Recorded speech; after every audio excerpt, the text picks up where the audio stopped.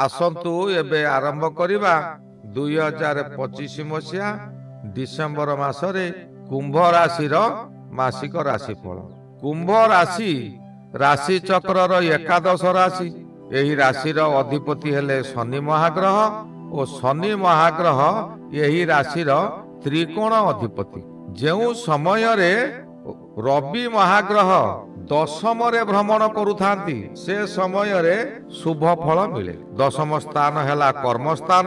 कर्मस्थान रे रवि भ्रमण करुथिबा समय रे शुभ फल मान मिले।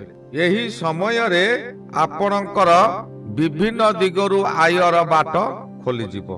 निजर कर्म दक्षता वृद्धि पाइब। बहु बड़ बड़ काम आपण हाथ को नहीं सफलतार सहित शीर्ष रे पहुंची पारिबे। आपणक काम करिवार शैली को विभिन्न दिगरु प्रशंसा मान मिलिबो। आपण किपरि काम करूछंती से काम को मध्य आपणकर सहकर्मी माने अनुकरण करिवे। आपण किपरि करूछंती से माने आपणक ठारू शिक्षा करिवा को चाहिए।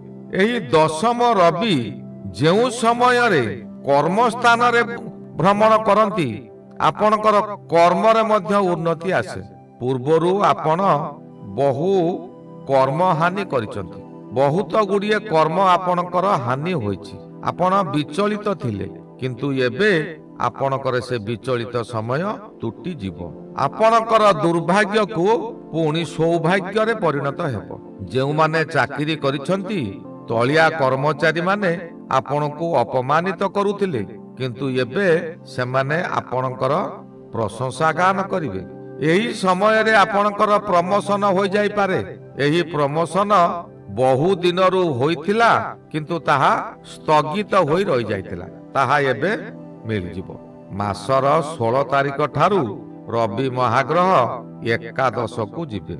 एकादश रे जेउ समय रे रवि भ्रमण करंती एकादश स्थान हेउची आय स्थान। आय स्थान रे रवि महाग्रह भ्रमण कले आपणकर आय दिन को दिन वृद्धि पाए। जेउ कार्य रे हाथ देबे से कार्य आपणकर सफलता हेबो। बहु दिनरु जेउ कार्य को आपण अपेक्षा करिथिले एबे से कार्य रे अपेक्षार अंत घटिबो। अचानक धन वृद्धि हेबो। व्यवसाय रे मध्य आय वृद्धि हेबो। व्यवसाय धीरे धीरे जो माने व्यवसाय करथिले सेमानकर व्यवसाय धीरे धीरे बुड़ी जाइथिला बा काहारिकारी व्यवसाय संपूर्ण बंद हो जाइथिला। एबे पुणी तांकर व्यवसाय आरंभ हेबो। पूर्व ठारू व्यवसाय बहु गुण रे वृद्धि हेबो। आशा ठारू बहु गुण रे लाभान्वित हेबो। आगामी सकाशे संचय मध्य करिवे किंतु कुंभ राशि से केबे संचय करि पारंती नाही। कारण कुंभ राशि अधिपति हेले शनि। शनि हेले धर्मराज। से सर्वदा अन्य सेवारे लागि जाती। निज पाखरे से धन संचय करि पारंती नाही। एही समय रे आपण को कोनोसी अजना स्थान रु आपण जानि नथिबे सुनी नथिबे कि मन रे धारणा भी नथिबो सेही स्थान रु आपण को अपर्याप्त धन मिलिबार संभावना अछि। या को एडे देई हेबो नै। जेउ माने जुआ लॉटरी खेलुछंती सेमानकर एही समय रे अधिकरु अधिक लाभ हेबो। जुआ रे बहु उन्नति करिवे एही समय किंतु जुआ खेल एक मारात्मक खेल। एही जुआ खेल दिने बर्बाद कराई देबो।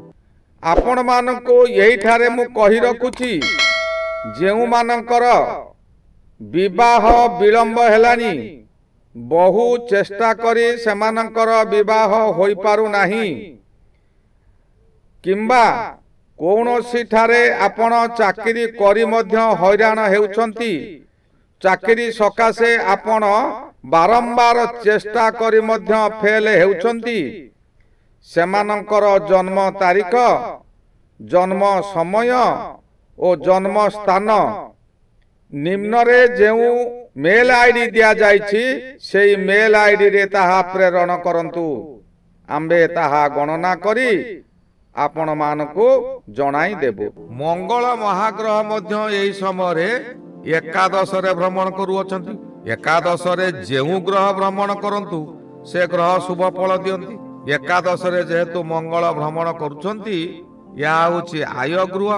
मंगल है युद्ध खोर बा आगको आगको मारी जिबा ग्रह। आपणकर मनोबल एपरि वृद्धि हेबो जे आपण आउ पछकु फेरी चाहिबे नाही। पछ कथा को आपण भूली जिबे। साधारणतः कुंभ राशि माने पछ कथा को भूली जाती। मनुष्य को किपरि कष्ट मिलिबो किपरि सुख मिलिबो एही आय गृहरु ही जणा जाए। एही गृहरु निजर सफलता मध्य जणा जाए। विशेष कथा या होची पंचम स्थानर सप्तम स्थान। पंचम स्थान हेउची ज्ञान स्थान।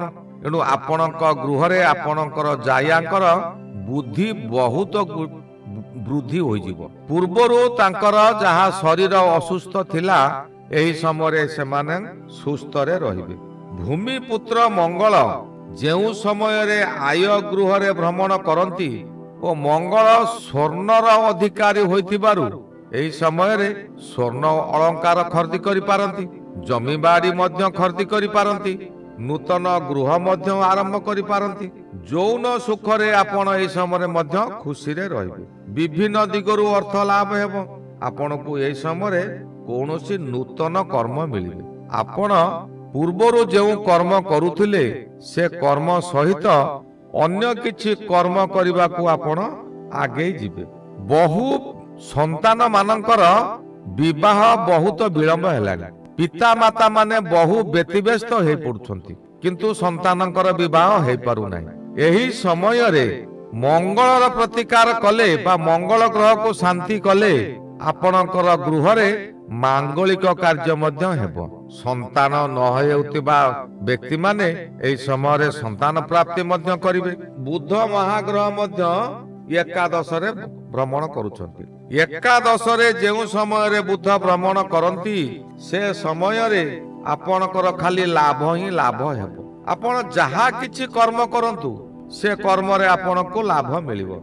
आपणक हाथ रे भाग्य लक्ष्मी रहिबे। भाग्य लक्ष्मी आपणको ऊपर कृपा वृष्टि करिवे।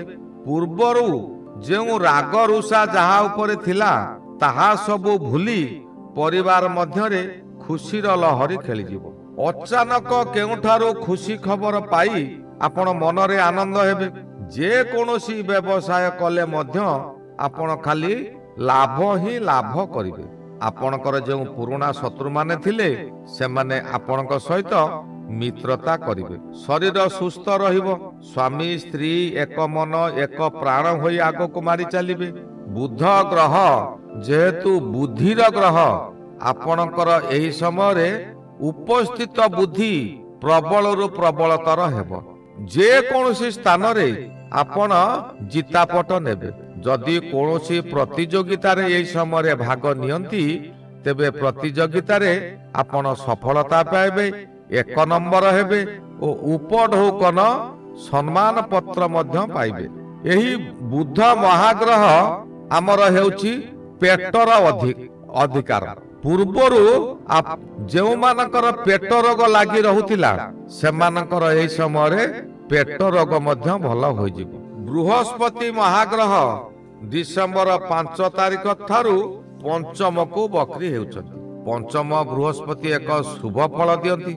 एही बकरी समय रे से अधिक शुभ फल देबे। यार कारण हैला जे बृहस्पति उपरे राहुंकर पंचम दृष्टि थिला। पूर्वरु जेउ समय रे पंचम बृहस्पति थिला अतिचार होई षष्ठ होई जाइथिले। कुंभ राशि व्यक्ति बहु दुख कष्ट भोगुथिले। एबे पुणी पंचम को बकरी होई आसीबा द्वारा आपणकर सुख स्वाच्छंद्य आपणक हाथ पांतारे आसी जिवो। आपण एही समय रे राहु परि होई समस्त कार्य को आगे नेबे। आपणकर आय वृद्धि हेबो। व्यवसाय करुथिबा व्यक्ति माने व्यवसाय रे अत्यधिक लाभ करिवे। एही समय रे किछि नूतन वस्त्र नूतन गहना आपण खरीदी करि पारंती। निजे व्यवहार करि पारंती किंबा आपणकर परिवार रे एहा व्यवहार करिबा को आपण देई पारंती। बृहस्पति महाग्रह हेउचंती संतान कारक ग्रह। संतान कारक ग्रह संतान गृह रे थिबारु बा पंचम रे थिबारु एही समय रे संतान रे बाधा सृष्टि होई पारे। तथापि आपणकर ଯେଉଁ ସନ୍ତାନ ମାନେ ପୂର୍ବରୁ ଅଛନ୍ତି ସେମାନଙ୍କର ସୁଖ ହେବ, କିନ୍ତୁ ନୂତନ ସନ୍ତାନ ଏହି ସମୟରେ ହେବା ଅସମ୍ଭବ। କାରଣ ସନ୍ତାନ କାରକ ଯେଉଁ ସମୟରେ ସନ୍ତାନ ଗୃହରେ ରହନ୍ତି ସେ ସମୟରେ ସନ୍ତାନ ଜନ୍ମ ହେବା ଅସମ୍ଭବ। କୌଣସି ରାଜ କର୍ମଚାରୀ ଠାରୁ ଉଚ୍ଚ ସମ୍ମାନ ପ୍ରାପ୍ତି ହେବେ। ଆପଣଙ୍କର କାର୍ଯ୍ୟଶୈଳୀ ଏପରି ହେବ ଯେ ଆପଣଙ୍କୁ କୌଣସି ରାଜ କର୍ମଚାରୀ, ସେ ଛୋଟ କର୍ମଚାରୀ ହୁଅନ୍ତୁ କି ବଡ଼ କର୍ମଚାରୀ ହୁଅନ୍ତୁ, ଆପଣଙ୍କୁ ନିଶ୍ଚିନ୍ତ ଏହି ସମୟରେ ସେ ସାହାଯ୍ୟ ମିଳିବ। ଅଳ୍ପ ହେଉ ବେଶୀ ହେଉ ସାହାଯ୍ୟ ମିଳିବ, ଯାହାକି ତାଙ୍କ ଦ୍ୱାରା ଆପଣ ଉନ୍ନତିରୁ ଉନ୍ନତି କରିଚାଲିବେ। ଏହି ସମୟରେ ଆପଣଙ୍କର ମନର ବଳ ବୃଦ୍ଧି ହେବ। ଆପଣଙ୍କ ପାଖରେ ଆୟ ଅତ୍ୟଧିକ ହୋଇଯାଇଥିବ, ଧନର ଅଭାବ ନଥିବ, ମନରେ ଅହଙ୍କାର ଗର୍ବ ଆସିବା ସ୍ୱାଭାବିକ। କୁମ୍ଭ ରାଶି ବ୍ୟକ୍ତି କୌଣସି ସମୟରେ ତଳମୁହାଁ ହୋଇ ରହନ୍ତି ନାହିଁ, ସର୍ବଦା ସେ ଉପର ମୁହାଁ। ଅଧିକାଂଶ କାର୍ଯ୍ୟ ସେମାନେ ହଁ କରିବା ହୋଇ ବିଳମ୍ବ କରନ୍ତି। ଏହି ହଁ କରିବା କହି ଯେଉଁ କାର୍ଯ୍ୟକୁ ସେ ବିଳମ୍ବ କରିବେ ସେ କାର୍ଯ୍ୟରେ ସେ ଅସଫଳତା ମିଳିବ। ଧନ ଗୃହରେ ଏହି ସମୟରେ ଶନି ରହିଛନ୍ତି। ଶନି ମହାଗ୍ରହ ବର୍ତ୍ତମାନ ବକ୍ରି ହୋଇ ପୂର୍ବ ଭାଦ୍ର ନକ୍ଷତ୍ରରେ ଗମନ କରୁଛନ୍ତି। ପୂର୍ବ ଭାଦ୍ର ନକ୍ଷତ୍ର ମଧ୍ୟ କୁମ୍ଭ ରାଶିର ନକ୍ଷତ୍ର। ତେଣୁ ପୂର୍ବ ଭାଦ୍ର କୁମ୍ଭ ରାଶି ବ୍ୟକ୍ତି ପକ୍ଷେ ସାବଧାନ ହୋଇ ରହିବାକୁ ହେବ। ଏହା ଡିସେମ୍ବର 28 ତାରିଖ ପର୍ଯ୍ୟନ୍ତ ରହିବ।